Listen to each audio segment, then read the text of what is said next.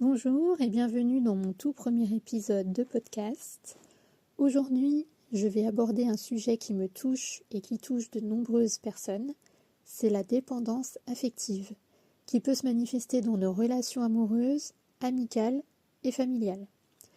Je vous le dis tout de suite, j'ai pas envie de tourner autour de ce qui a déjà été dit à ce sujet, mais plutôt contredire la dure définition qu'on a de la dépendance affective. Je vous souhaite une bonne écoute. Depuis un certain nombre d'années, je suis autodiagnostiquée comme dépendante affective. Et après de nombreux tests à ce sujet, il n'y avait vraiment pas de doute jusqu'à ce que je remette ce diagnostic en question, de par mes expériences et la reprise de contrôle de mon vrai moi, et pas celui qu'on veut que je sois. Je remets donc cette définition du dépendant affectif en question, et tente ici de la transformer en quelque chose de positif et non pas négatif comme on veut le faire passer.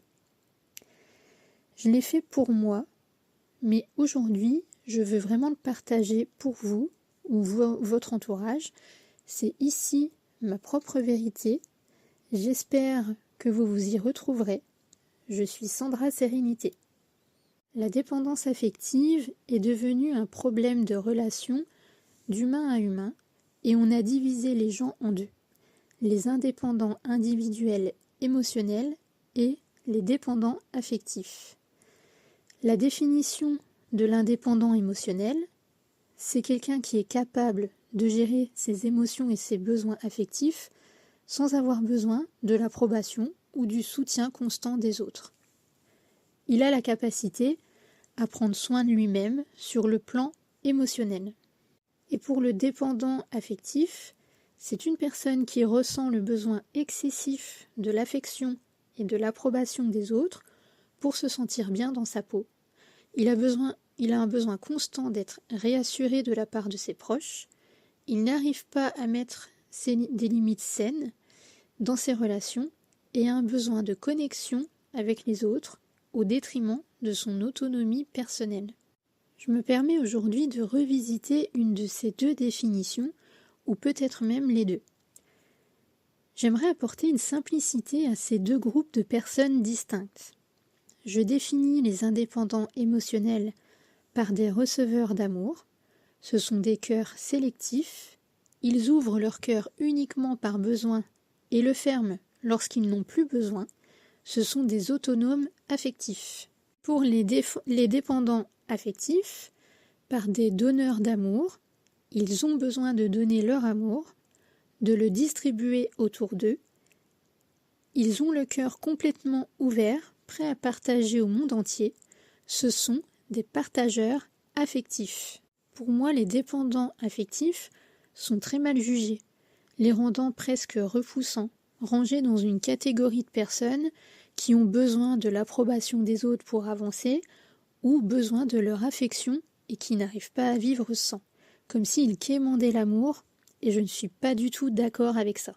J'ai longtemps cru en cette définition, car je me suis rangée moi-même dans cette catégorie de dépendante affective, en me disant que j'avais un problème, sauf que plus ça avance, plus j'ai l'impression de m'éloigner de cette définition qui est très sévère à mon goût, envers moi, envers mes émotions, mais aussi envers ceux qui pensent être des dépendants affectifs, du moins à qui on a collé cette étiquette, et je pense aussi que, comme moi, vous avez acheté 1000 bouquins qui n'ont servi à rien, car, tout comme moi, vous pensez souffrir des mêmes symptômes que vous aviez déjà au début.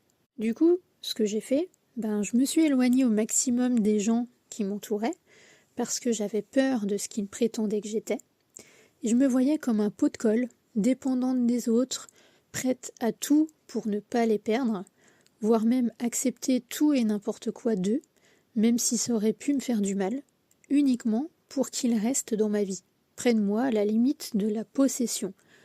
Sauf que, si j'étais vraiment dépendante affective, tous ces gens qui m'ont rejetée et qui ne m'ont pas donné l'affection que je cherchais de quelqu'un, comme la définition dit si bien, pourquoi je n'ai pas plus insisté avec eux? Car une fois qu'ils m'ont lâché, je les ai pas collés comme une sangsue, afin qu'ils me donnent ce qu'ils ne pouvaient pas me donner, j'ai continué mon chemin en me disant bon bah ok, tant pis, t'en veux pas, c'est ok, que ça soit dans l'amitié, dans les relations amoureuses ou même dans les relations familiales, hein. Et j'ai compris, avec toutes ces expériences, que ce que je voulais, c'était offrir mon amour à un cœur ouvert uniquement, car je suis moi-même un cœur ouvert, et jusque maintenant, ça n'a pas marché. Non pas parce que j'étais diagnostiquée dépendante affective, mais uniquement car je n'étais pas tombée sur une personne à cœur ouvert. J'étais tombée sur des indépendants émotionnels et c'est tout. Et vous connaissez le dicton, on est attiré par son contraire. La question que je me pose aujourd'hui, c'est pourquoi on met tout sur le dos du dépendant affectif et pourquoi ça ne serait pas l'indépendant émotionnel le problème. Bah oui, pourquoi ça serait mal d'être dépendant affectif et que le contraire, ça serait bien.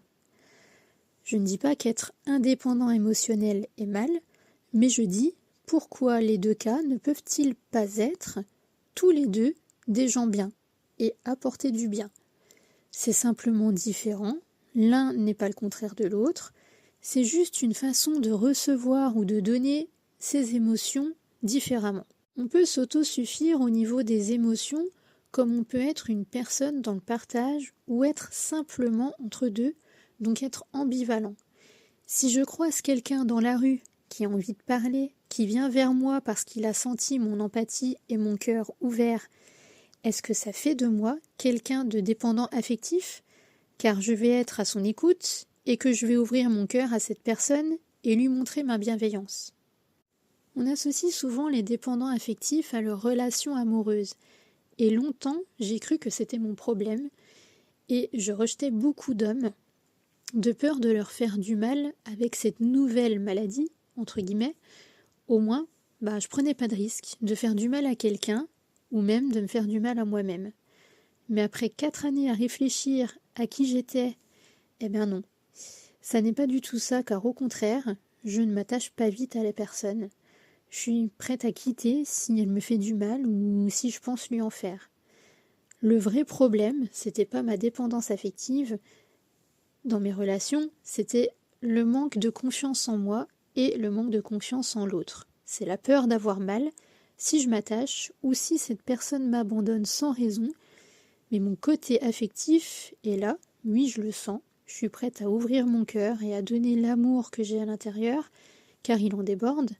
Donc, ça serait cool de tomber sur quelqu'un qui est pareil, car j'aime autant en donner qu'en recevoir. Donc vous voyez, j'ai tous les symptômes d'un dépendant, mais je n'en suis pas un, et je me qualifierais même, être un receveur et un donneur. Je suis un équilibriste affectif. Tout ça pour dire que je trouve ça dur de ranger une catégorie de personnes d'un côté et une catégorie de personnes de l'autre, alors que les deux peuvent très bien s'équilibrer. On a un donneur et un receveur, et certainement encore plus d'équilibristes. Voilà, des gens entre deux. Enlevez tous ces maudits jugements des dépendants affectifs et prenez ce qu'ils ont à donner. Et arrêtez d'essayer de les changer. Arrêtez d'essayer de vous changer. Mais captez ce que vous avez à donner. Cette capacité à aimer profondément. Vous n'avez peut-être pas encore trouvé votre moitié, mais il y a certainement une personne prête à recevoir cet amour. Votre sensibilité émotionnelle, c'est un don. Vous captez la sensibilité émotionnelle des autres. Pourquoi s'en défaire? Votre empathie et votre capacité d'engagement, c'est une force dans votre couple, mais aussi dans vos relations, car vous cherchez à maintenir des liens très solides et vous soutenez vos proches comme il se doit. Vos désirs de connexion peuvent améliorer les relations et se transmettre de génération en génération, et peut même se répandre dans le monde entier. C'est ce dont le monde a besoin, et c'est le problème de beaucoup de choses au jour d'aujourd'hui. Les gens sont devenus très individualistes et ont oublié que nous avons besoin de connexion universelle pour que ça fonctionne. La motivation a changé, car vous vous êtes rendu compte à un moment donné que vous aviez une dépendance affective. Malheureusement, jusque maintenant, vous pensiez que c'était négatif, car la société en a fait ainsi. C'est encore ici quelque chose de positif, votre capacité à vous remettre en question, peu de gens